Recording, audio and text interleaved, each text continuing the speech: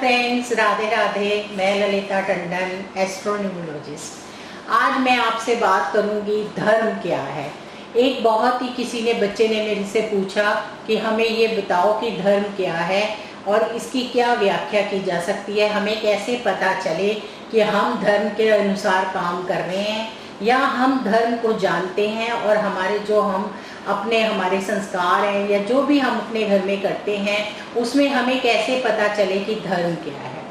अब हमारे शास्त्रों के हिसाब से अगर हम देखें तो शंकर भगवान बैल पर बैठे हैं और वो धर्म है। अब इसके 4 स्तंभ हैं। अगर शास्त्रों को देखें तो 4 स्तंभ हैं कि जब हम सतयुग में थे तो चारों स्तंभ थे और धर्म 4 स्तंभ पर खड़ा था। उसके बाद जब हम त्रेता युग में आए तो धर्म 3 स्तंभ पर खड़ा था। जब हम द्वापर में आए, भगवान कृष्ण आए तो धर्म 2 स्तंभ पर खड़ा था, इसीलिए भगवान को अवतार लेने पड़े और आना पड़ा। जब हम आज कलयुग में हैं तो वो एक ही स्तंभ पर खड़ा है और हम एक ही स्तंभ पर जो है धर्म को देखते हैं। लेकिन अगर हम देखें कि धर्म क्या है, धर्म किसके साथ है, जो सत्य हो बोलते हैं, सच बोलते हैं, धर्म उसके साथ है। ज्ञान का होना धर्म के लिए बहुत जरूरी है।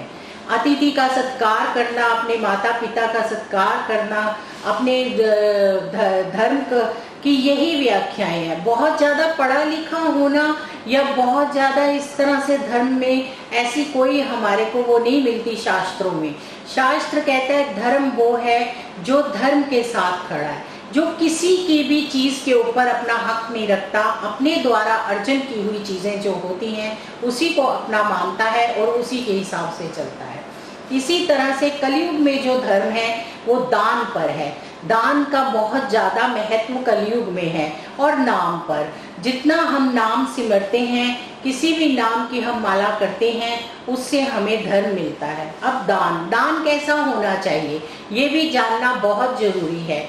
इसके ऊपर बहुत ज़रूरी होता है कि हमें ये पता चले कि हमें दान कैसे करना चाहिए और दान किस तरह से किया जा सकता है, कौन सा ऐसा हमारा धन है जिससे हम दान करें।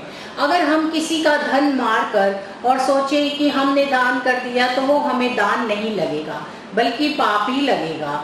इसी तरह से ज्योतिष में भी है। ज्योतिष में जिस तरह से हम ज्ञान होता है और हम ज्योतिष का काम करते हैं, लेकिन अगर हम सही निर्णय नहीं कर रहे हैं या किसी को सही नहीं बता रहे हैं तो वो भी अधर्म है, उसको भी हम धर्म नहीं कह सकते हैं।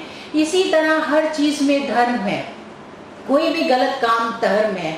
अगर हम किसी की पर स्त्री की तरफ देखते हैं तो वो भी अधर्म है। ये सब चीज़ें अधर्म है।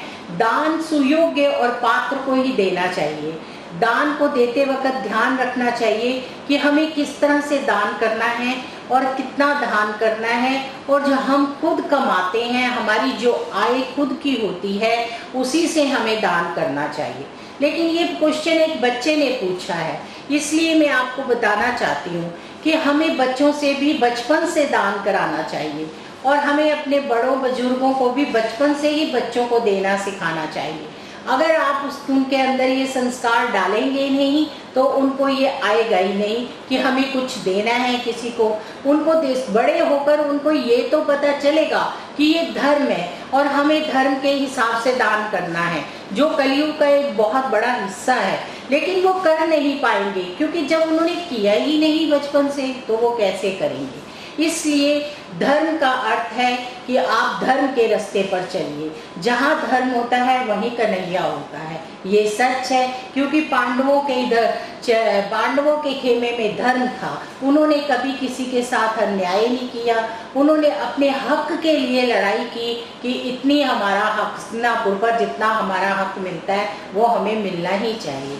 लेकिन जो दुर्योधन था वो उनका हक लेके बैठा था। इसके ऊपर महाभारत के उस टाइम की ये कहानी है कि जब क्या कहते हैं, भीम ने जरासंध का मुकुट ले लिया था और उस सोने के मुकुट को एक पेटी में बंद करके रख दिया था। तो क्या हुआ कि वो मुकुट जरासंध का था, वो पांडवों का नहीं था।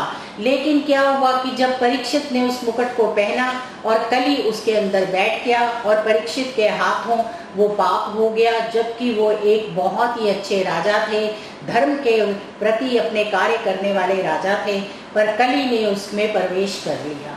इसलिए हम धर्म की व्याख्या तो नहीं इतनी जल्दी कर सकते। धर्म के आधार पर हमें बहुत कुछ करना पड़ता है। धर्म हमारे हर जगह पर धर्म से ही हमें चलना पड़ता है। काल पुरुष की कुंडली में अगर आप देखें ज्योतिष के हिसाब से 3 घरों में धर्म होता है। लगन में जो हमारा लगन होता है, जो हम हैं, जो हमारा स्वरूप है, उसको हम धर्म मानते हैं, क्योंकि उसके हिसाब से अब हमने अपनी आगे की सारी जो है मानव जीवन बिताना है। हम उसमें क्या क्या करेंगे, वो कितना धर्म होगा, वो वहीं पर होगा, लगन में होगा। लेकिन जो पंचम स्थान होता है वो हम अपने पूर्व जन्मों के जो हमारे धर्म होते हैं, संस्कार होते हैं, उन सबको लेकर आते हैं। उसी के हिसाब से हमें इस धरती पर घर परिवार मिलता है, उसी के हिसाब से हमें सब कुछ मिलता है। वो पंचम स्थान से निर्धारित होता है और हम वहाँ से लेकर आते हैं। और 5 से ऐसे हम लगन पर पहुँचते हैं और फिर हम 9th हाउस पर आते हैं। 9th हाउस से ये डिसाइड होता है कि हमने इस दुनिया से कैसे जाना है, हम कितने अच्छे काम कर रहे हैं, कितना धर्म का पालन कर रहे हैं, कितना आचरण कर रहे हैं, किस हिसाब से जीवन को यापन कर रहे हैं, उस हिसाब से फिर 9th हाउस के अकॉर्डिंग हम जाते हैं। इस तरह से ज्योतिष में भी धर्म का बहुत ही बड़ा हाथ है। हर ज्योतिषाचार्य को चाहिए कि वो धर्म के हिसाब से ही इस काम को करे और अपने ज्ञान को उतना बांटे जितना उसको नॉलेज है, किसी को भी गुमराह ना करे, नहीं तो ये भी पाप ही माना जाता है। धर्म का हिसाब रखने के लिए हमें हर रोज, हर नित्य, हर वक्त अपने आप को ये समझाने की ज़रूरत होती है कि हमें धर्म के हिसाब से चलना है, क्योंकि कलयुग में ये बहुत ही मुश्किल है। इसलिए भगवान ने कलयुग के लिए बहुत ही सुंदर 2 उपाय बताए हैं, जिनसे कि हम अपने धर्म को ज़्यादा से ज़्यादा बढ़ा सकते हैं और अपने जीवन को बहुत अच्छा कर सकते हैं। उसमें है एक दान और दूसरा नाम। सिमर सिमर नर उतरे ही पारा, यानी कि हम जितना नाम को सिमरेंगे, जितना हम भगवान के क्या कहते हैं जितना हम दान करेंगे, उससे उतना ही हमें ज़्यादा अच्छा जीवन व्याप्त करने की उतनी ही अच्छी चीज़ें मिलेंगी। कलयुग में कहते हैं हाथ पे सरसों उगती है। आप जितना अच्छा कर्म करते हैं उसके फल आपको फटाफट मिलते चले जाते हैं, क्योंकि भगवान ने कलयुग के लिए ये दिया है। वैसे तो आँखों से देखने में कलयुग में ही छूट है कि हम कितना कुछ ऐसा आँखों से देखते हैं जिससे भी अधर्म होता है, लेकिन कलयुग में इस चीज़ की भी छूट है और हमें इन सब कार्यों से ही हमारे संस्कार बनते हैं। इन्हीं सभी चीज़ों से हमारा जीवन सफल बनता है और हम बहुत कामयाब होते हैं। इसलिए हमें धर्म की तो रक्षा करनी चाहिए और धर्म के साथ ही चलना चाहिए। जिस देश का राजा धर्म के आधार पर चलता है उसकी प्रजा कभी दुखी नहीं होती है। आपको मैं ये बता रही हूँ कि आप अपने घर में देखिए, अगर आपके घर में आप धर्म के साथ चलेंगे, नारायण की सेवा करेंगे, तुलसी की सेवा करेंगे, तो आपके घर में लक्ष्मी कभी बाहर नहीं जाएगी, स्थिर होके रहेगी। क्योंकि लक्ष्मी वहीं स्थिर होती है जहाँ नारायण की पूजा होती है, और नारायण की पूजा वहीं होती है जहाँ धर्म होता है, क्योंकि जहाँ धर्म होता है वहाँ भगवान खुद उस घर में आकर बसते हैं और उन पर कृपा करते हैं। राधे राधे, जय श्री कृष्ण।